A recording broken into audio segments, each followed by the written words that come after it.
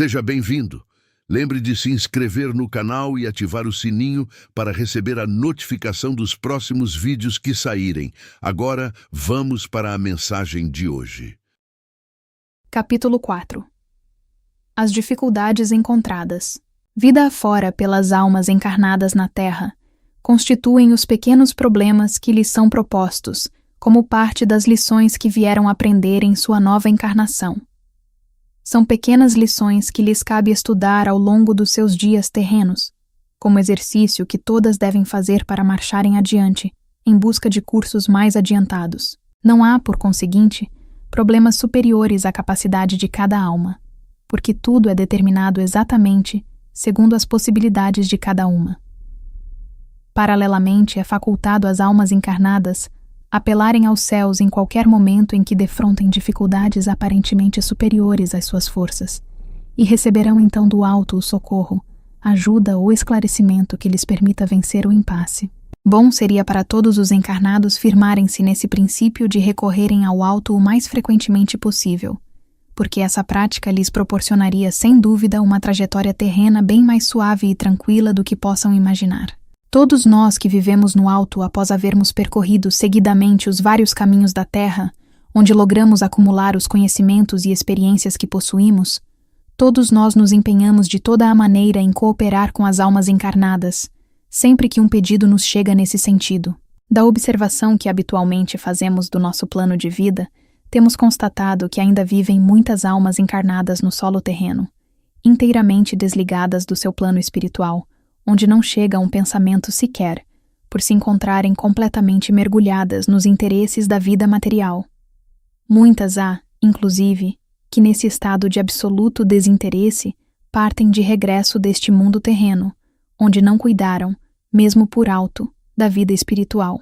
Essas almas assim desencarnadas sem o menor cabedal de conhecimentos da vida espiritual e inteiramente desprovidas da luz que teriam adquirido através do hábito da oração diária, encontram-se numa situação deveras lamentável. Não tendo adquirido a luz que vieram buscar na Terra, motivo principal da sua encarnação, não podem ascender, em muitos casos, aos planos que lhes estavam reservados. Eu vos apresentarei uma imagem terrena que poderá ajudar a compreensão do que venho dizer-vos. Imaginai uma criatura humana que, por motivos superiores à sua vontade, foi retirada da cidade em que vivia confortavelmente, mas absolutamente despreocupada de seu futuro, e foi levada para bordo de um navio juntamente com muitas outras, cujo destino ignorava. Isto não fora, entretanto, uma surpresa, porquanto todas aquelas criaturas sabiam que um dia isso aconteceria, mas sem saberem quando. Uma vez a bordo, essa criatura da minha imagem começou a pensar seriamente em sua situação, uma vez que não se prevenira de recursos para viver no porto onde tivesse de desembarcar. Chegado então o momento de desembarcar, teria essa criatura verificado tratar-se de uma bela cidade muito bem construída, muito ampla, dotada de excelentes casas de hospedagem, hotéis de fino trato, etc. Verificou, porém, profundamente constrangida a criatura imaginária, que não dispunha sequer de um mínimo que lhe permitisse tentar viver nas condições mais precárias da cidade. Seus pensamentos voltavam-se, desolados, para a vida que logrou construir na cidade que deixara para trás, donde não trouxera o necessário, o indispensável mesmo para viver em sua nova situação. E o que testemunhava então a nossa criatura imaginária? Apenas isto: outros passageiros do mesmo navio em que viera iam se acomodando confortavelmente nos melhores hotéis e outras casas de hospedagem, para o que se encontravam fartamente providas da moeda que tal situação lhes permitia.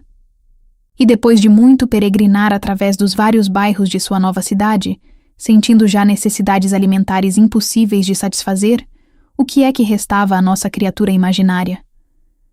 Nada mais do que estender a mão à caridade pública para poder sobreviver. Transportemos em seguida esta imagem para o plano espiritual, e facilmente vos convencereis, filhas e filhos meus, do valor da oração sincera, com o mesmo propósito com que diariamente cuidais da alimentação do corpo.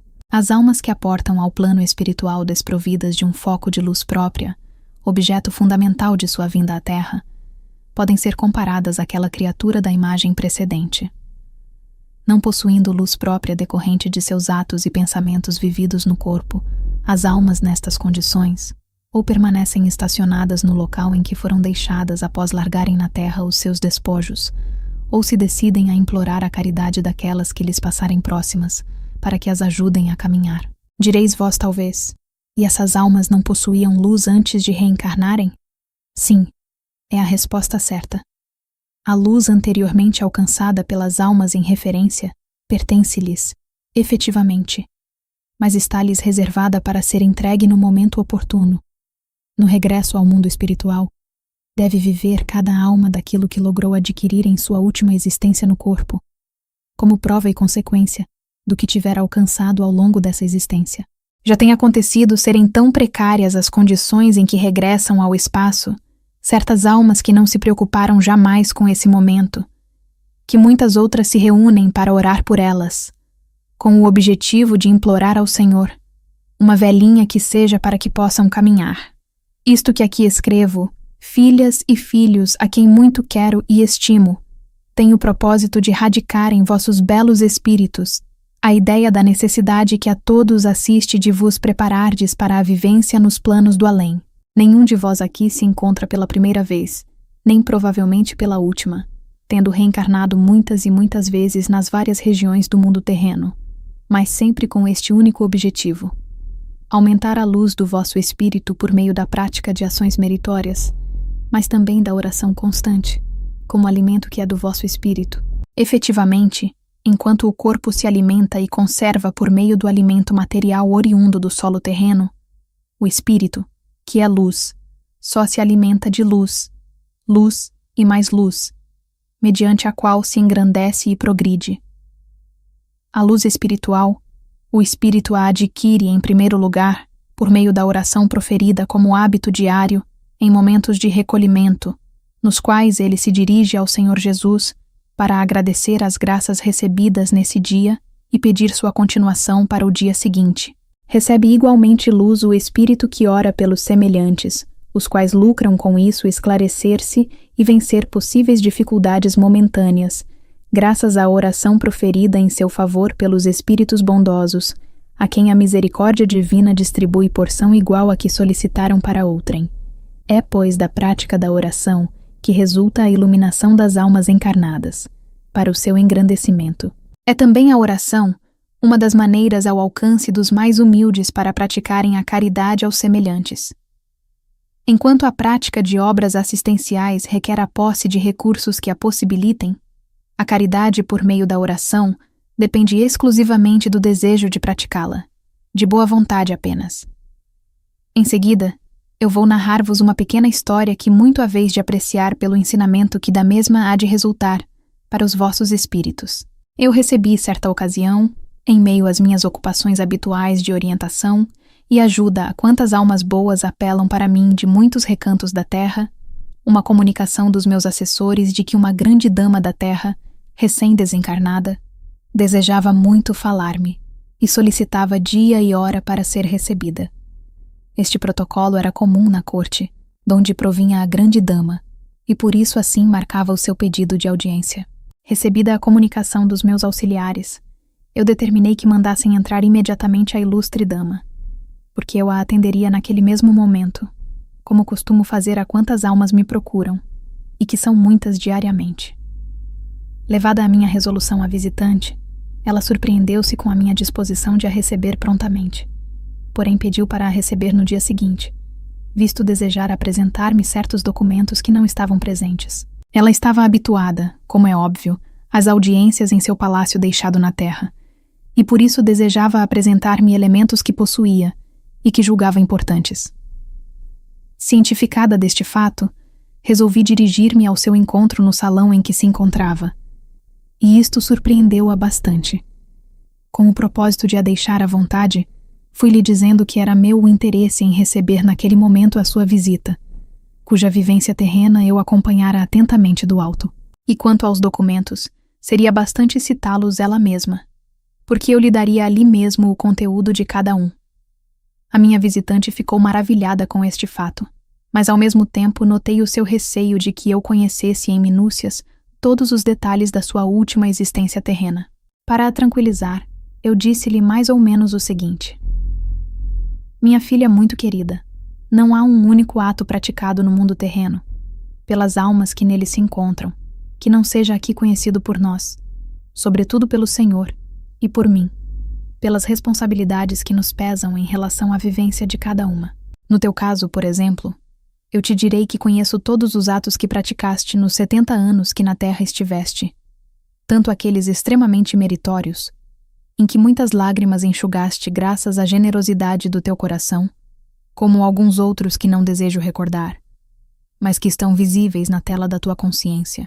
A minha filha presente, ao ouvir minhas últimas palavras, perturbou-se e arrojou-se aos meus pés em pranto e implorando perdão pelo que de injusto e condenável praticou na terra. Eu levantei-a carinhosamente, abracei-a e sentei-a novamente no lugar próprio, e prossegui. Como vês, minha filha querida, aqui não necessitamos de comprovantes para ajuizarmos da conduta dos filhos que se encontram na terra. No teu caso particular, eu verifico que possuis uma percentagem muito alta de atos bons, mediante os quais proporcionaste internação e assistência hospitalar a milhares de criaturas necessitadas. No caso, o teu mérito inconteste reside na tua ação decidida, no sentido de que o Estado construísse os hospitais para a população pobre. Ainda assim, vale a tua iniciativa e determinação de insistir para que os homens do governo fornecessem os recursos para as obras. Verifico, igualmente, com grande alegria, que muito te empenhaste em povoar de escolas o território do teu país, em virtude das quais muitos milhares de seres infantis lograram despertar a inteligência para a vida terrena.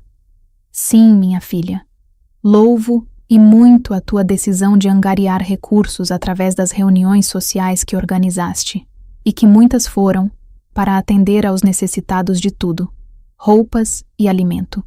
Observo que boa parte da tela na qual a tua vida se reflete está iluminada de estrelas muito belas, nela incrustadas por esses atos bons, altamente meritórios. A sombra do brilho refletido para esse conjunto de estrelas é que produz este belo foco de luz que ostentas, e pelo qual eu te felicito, minha filha muito estimada. Ela, profundamente emocionada, desejava falar-me. Desejava dizer-me algo que eu bem conhecia. Concedi-lhe a palavra. Porém, aquela filha ali presente, envolvida na intensa onda de amor que eu projetava sobre ela para seu maior conforto na minha presença, não conseguia articular as palavras. Para a consolar, eu disse-lhe que apenas pensasse o que desejava dizer-me, e eu lhe responderia o que fosse necessário. Ela assim fez. Projetou na tela de sua consciência alguns fatos em que fora parte principal na terra, entre eles, lamentavelmente, o sacrifício de uma criatura por motivo de zelos excessivos. Contribuíra, se não mesmo determinara o extermínio de uma vida que não lhe pertencia, mas desejava livrar-se de sua presença. Eu conhecia realmente o fato lamentável, e assim lhe falei. Filha do meu coração, a vida terrena, infelizmente, ainda comete dessas infrações às leis divinas, uma vez que a ninguém é dado interromper o fio da vida do semelhante. Compreendo bem que esse ato condenável muito influiu para que te dedicasses posteriormente à prática de todos aqueles atos meritórios já mencionados. Isto redimiu em boa parte a falta que cometeste. Devo acrescentar, porém, que a tua falta ainda sofreu uma redução bastante notável, por se tratar de uma retribuição de ação, na qual a vítima foste tu própria em vida precedente.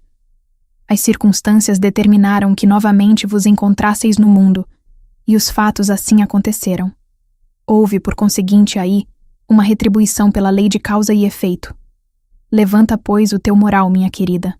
Eu me incumbirei em seguida de vos reaproximar, não mais como rivais, mas como boas amigas, numa encarnação em que sereis mãe e filha. Acalma-te, pois, minha filha. Afasta essa triste recordação da tua memória e prepara-te para regressares à terra, onde receberás em teu lar como filha a quem muito hás de amar, essa nossa irmã. Foi assim que eu me desempenhei da visita daquela filha muito querida. Devo acrescentar, para finalizar, que ambas voltaram à terra como eu desejei. Aqui viveram uma longa existência como mãe e filha, através da qual se constituíram em verdadeiras e grandes amigas. Deixo-vos aqui a bênção que o Senhor vos envia por meu intermédio, e a minha própria que eu vos ofereço de todo o coração.